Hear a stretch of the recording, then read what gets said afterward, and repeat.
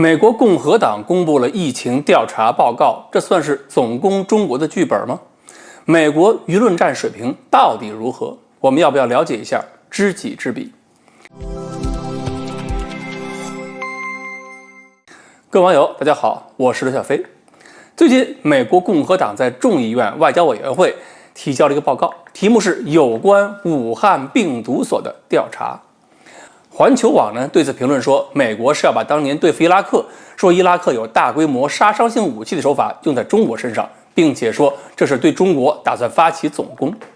另外呢，复旦大学教授沈毅也说了，根据 CNN 报道，美国情报部门手上拿到了数据，这些数据呢有可能是通过黑客技术从武汉病毒所窃取的，并且他说不能保证美国会不会对窃取的数据进行修改或者添加。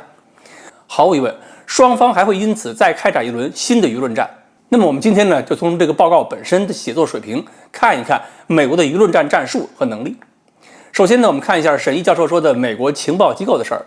拜登呢，现在已经公开说了，根据美国情报部门的调查，病毒不可能是人造的，也就是排除了拜登用情报部门报告对武汉病毒所进行攻击的可能。所以沈教授的担心的问题呢，倒没有成为现实。而且从逻辑上讲，如果真是中情局想搞出一堆假数据，那么直接搞就行了，用不用黑客去黑进病毒所都没有区别。而且武汉病毒所还有国内的各大的专业医学机构，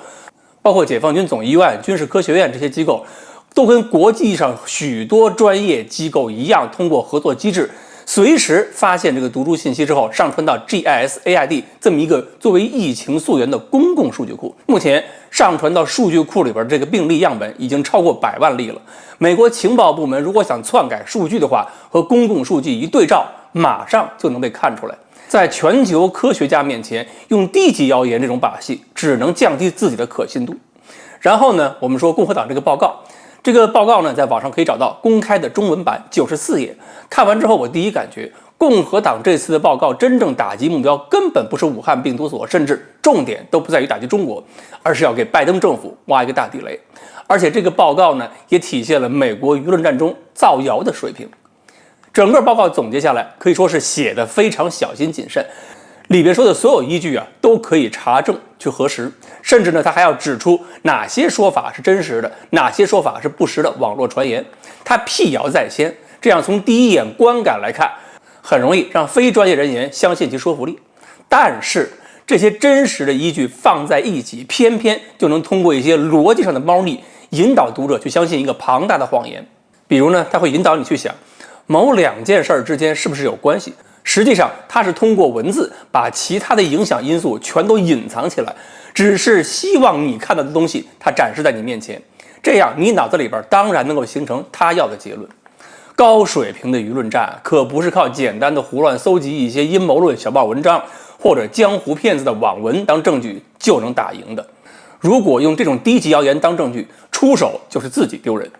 当然，对专业医学人员而言，或者对那些逻辑清晰、善于思辨的人来说，马上就能看出这些真实依据之间只是有一些似是而非的简单的相关性，并没有必然的因果关系。所以这种报告根本就没有任何直接证据，也就没有能力拿到国际社会作为攻击中国的武器。那么为什么共和党要写这份报告呢？而且要专门出一份简体中文版？一方面，非专业人员不容易找到实际的破绽，所以美国国会那帮大老爷那些议员们就很容易相信，而美国普通老百姓就更会相信了。通过污名化中国，这就可以跟拜登的态度形成严格对立。拜登说病毒不是人造，那我偏要说是人造。拜登想跟中国缓和关系，那我就一定不能让拜登跟中国缓和关系，一定要火上浇油。如果现在共和党允许拜登跟中国缓和关系，形成合作，那么美国经济一旦恢复，成绩就属于民主党，属于拜登。4年之后，共和党用什么资格来翻盘呢？所以一定让拜登政府的成绩单比特朗普那一届更烂才行。因此，这个所谓的报告其实就是围绕选举打的主意。而一定要出一个简体中文版，目的也是一样，当然是要给中国人看。只要能够激怒中国，让中国跟拜登政府越打越激烈，以后共和党就更有可能去赢。所以要知己知彼，就要先冷静看清楚美国这种舆论战的技巧、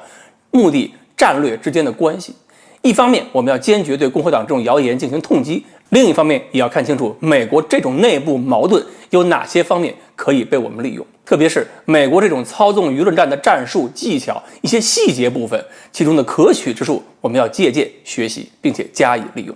好，美国共和党出台的这份报告背后又是什么阴谋？我们今天呢就说到这里，欢迎大家继续关注我们的栏目，我们下期再说。